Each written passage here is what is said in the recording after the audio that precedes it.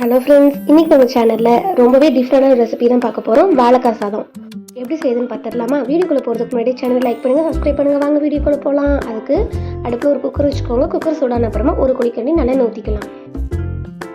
நல்லெண்ணெய் கூட ஒரு ஸ்பூன் கடுகு சேர்த்துக்கோங்க. கடுகு நல்லா பொரிஞ்ச அப்புறமா ஒரு கொத்து கருவேப்பிலை போட்டுக்கலாம். நான் இன்றைக்கி 5-6 பல் பூண்டு எடுத்து அதை நல்லா தட்டி வச்சுருக்கேன். அதையும் இதோட போட்டுக்கலாம். பூண்டு கொஞ்சம் வதங்கின அப்புறமா 2 பெரிய வெங்காயம், ஒரு 10 சின்ன வெங்காயம் இதெல்லாம் சேர்த்துக்கலாம்.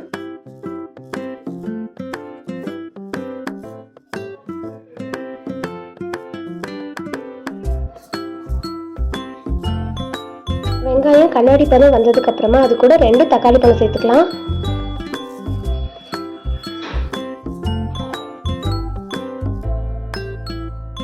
தக்காளி நல்லா வதங்கட்டும்.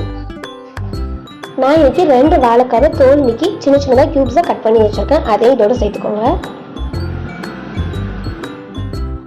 அது கூட தேவையான அளவு கல் உப்பு எல்லாத்தையும் சேர்த்து நல்லா வதக்கி விட்டுக்கோங்க. வாழைக்காய் கொஞ்சம் வதங்கின அப்புறமா 1/2 ஸ்பூன் மஞ்சள்தூள், 3 ஸ்பூன் சாம்பார் தூள் சேர்த்துக்கலாம். அது கூடவே கொஞ்சம் பெருங்காயத்தூள் எல்லாத்தையும் சேர்த்து நல்லா கலந்து விட்டுக்கோங்க. இந்த ஸ்டேஜில் உங்களுக்கு புளி தண்ணி தேவைன்னா நீங்கள் ஊற்றிக்கிடலாம். எனக்கு தக்காளியில் இருக்க புளிப்பே போதும், அதான் நான் இன்றைக்கி சேர்க்கலை. இன்றைக்கி 1 கப் அரிசி எடுத்து வச்சுருக்கேன். அதையும் இதோட சேர்த்துக்கலாம். 1 கப் அரிசிக்கு 1.5 கப் தண்ணி சேர்த்துருக்கேன்.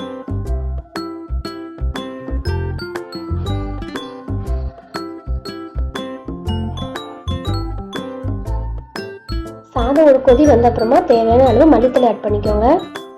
அவ்வளோதாங்க. மீடியம் ஃப்ளேமில் 2 விசில் போட்டு எடுத்தீங்கன்னா ரொம்பவே டிஃப்ரெண்டான டேஸ்டியான வாழைக்காய் சாதம் ரெடி ஆயிடுச்சு. செஞ்சு பார்த்துட்டு எப்படி இருந்ததுன்னு கமெண்ட்ஸில் சொல்லுங்கள். மறக்காமல் ஃபுட் இஸ் சேனலை லைக் பண்ணுங்கள், சப்ஸ்கிரைப் பண்ணுங்கள். மற்றும் ஒரு வீடியோவில் சந்திக்கிறேன். பாய் பாய்.